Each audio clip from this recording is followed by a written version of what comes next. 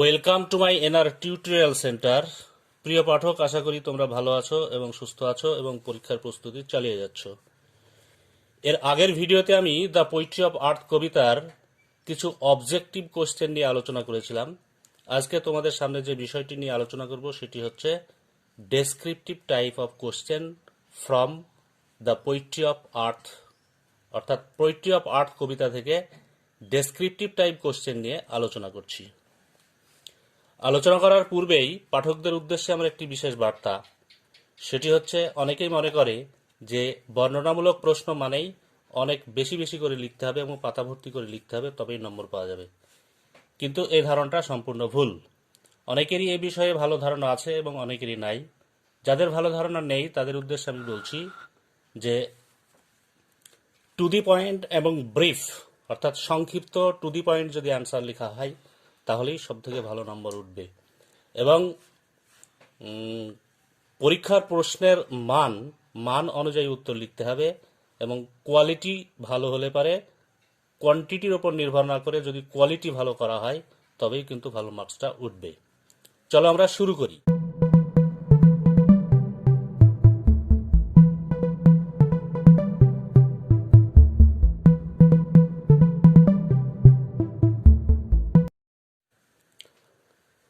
Why does Keats feel that the poetry of earth is never dead? এরই একটা বিকল্প প্রশ্ন হলো How does Keats show that the poetry of earth never cease? আরেকটি বিকল্প প্রশ্ন হলো What does Keats mean by the poetry of earth? Why does he say that this poetry never ceases? উত্তর, Keats' poem The Poetry of Earth implies the music of nature. The song of the grasshopper and the cricket become the voice of eternity and also represent the everlasting music of nature. When being tired, the birds retire to the comfort of the cooling trees. The grasshopper, full of energy and enthusiasm, sings from hedge to hedge in the green locked meadow. On the other hand, frost in winter creates an absolute silence all over the world. Everything looks pale and frozen. In that time, the cricket shrills, chirping, shatters the silence and bring warmth amidst biting cold. Through this sonnet, Keats actually tries to establish the fact that it does not matter whether the season is pleasant or not.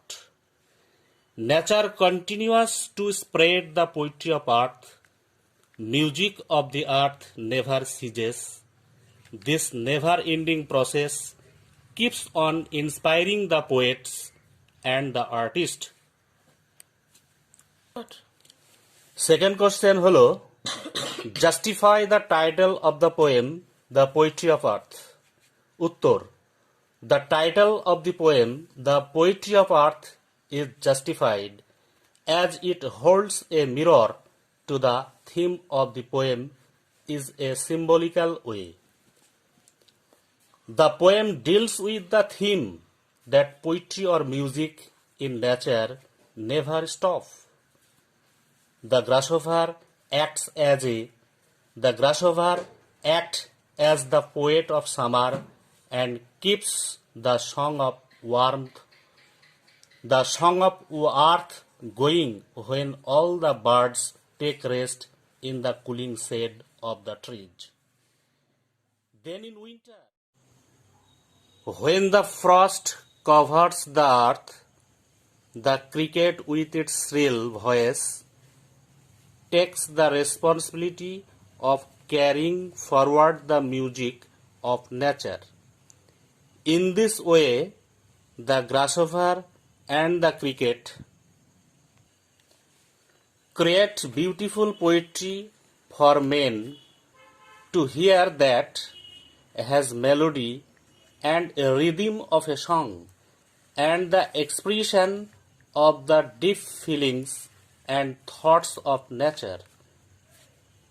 So the poem justly reflects the theme of the poem. Question number 3. What picture of summer is presented in the poetry of earth? How has it been carried onto the picture of winter? Uttor. The romantic poet John Keats was famous for imagery.